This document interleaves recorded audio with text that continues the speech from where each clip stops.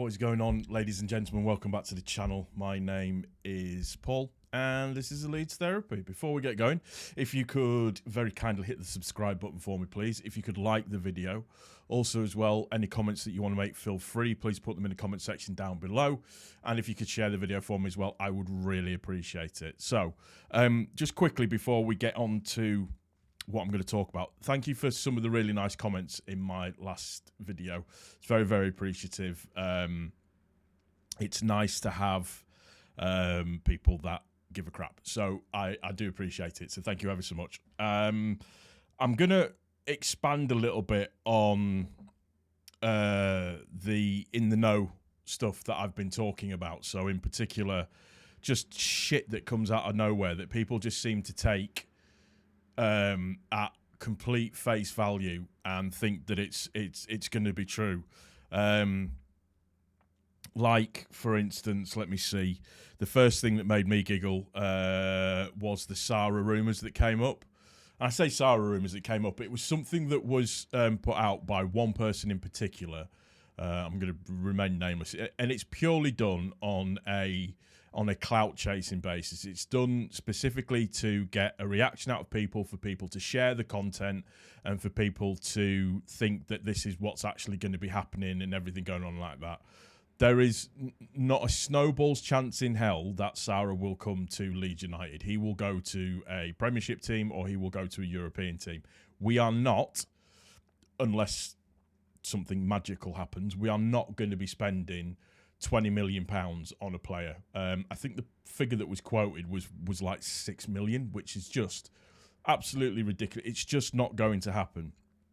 And the thing is, and a little bit with our fan base, we rush because we think that we're owed this information, or we're owed this little bit of news, and that the club need to tell us every single little thing that's going on.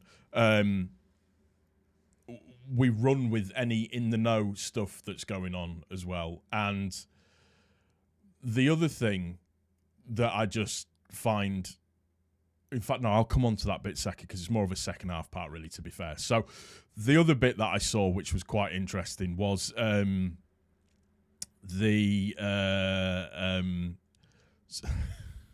Somerville telling the club that he wants to stay, and Somerville saying that he's prepared to stay for another season.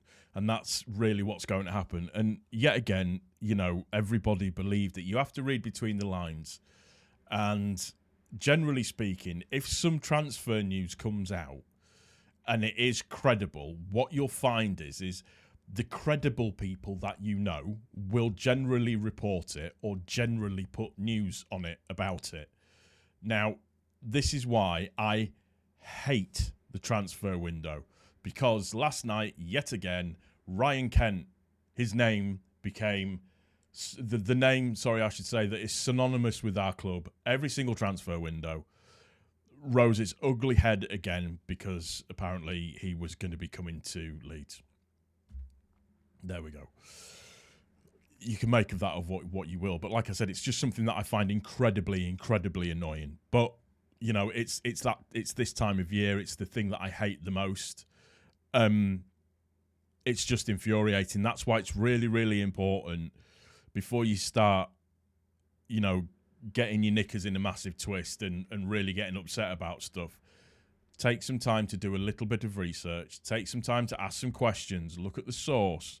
Look at the number of followers that source may have. Look at the information that is contained within that tweet. Look at the information that's given to you. Is it coming from a reliable place? Is there more information that's given, or is it just pure speculation?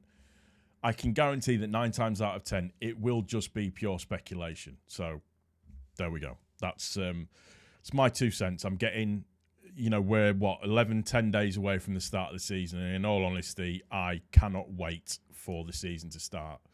Interestingly, time is running out, and this is my opinion, this isn't fact. I have to say this all the time because people will then go, oh, well, but you said this.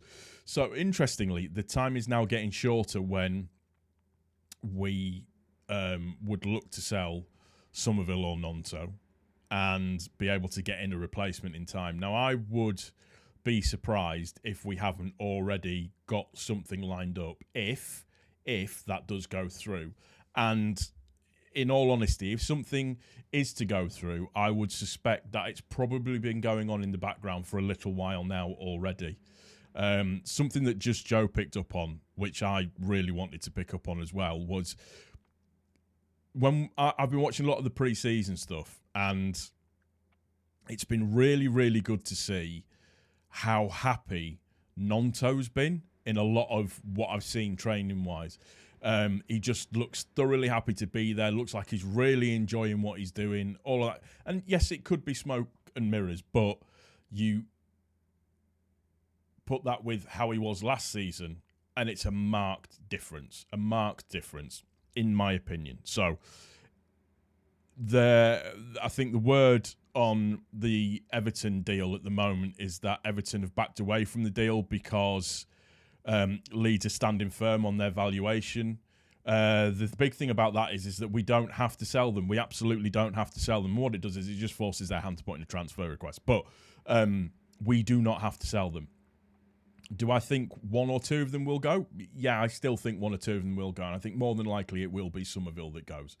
Again, that's just my opinion. That's not me stating facts. So please take that me with a pinch of salt. But the time is getting shorter and shorter and shorter in terms of for that to actually happen, particularly for two players to be able to go out the door. And again, I stress the club move in silence. So if there is anything happening, I don't think we'll know until it happens or until a credible source releases it a little bit closer to the time. That's just the way that the 49ers seem to operate, and they seem to be driving hard bargains with the players as well, which is pleasing to see. I think a lot of people, as annoyed as, and I was annoyed to see Archie Gray go, a lot of people, as annoyed as they were to see Archie Gray go, from a financial standpoint, that puts us in a much stronger bargaining position when it comes to players that we may be looking to offload or looking to sell. So the other side of what I wanted to discuss was it's also come out as well with regards to Gray that he gave a little interview, and according to Gray, all of his family members told him that he needed to leave and go to Spurs and take the opportunity and take it with both hands and run with it. And fair play. From what I've seen in terms of his pre-season stuff, he's a born natural. He's generational. I don't care what anybody says. He is generational for me. And it just kind of makes an absolute mockery of all of those rumours that were being pumped around that the Gray family were absolutely incensed at what was going on and and you know, there's a massive rift now between the Gray family and Leeds United. You know, forget the fact that Harry is now pretty much in the first team squad, and I would say he's probably going to be playing a couple of games next season, definitely, just because of how good he's looked.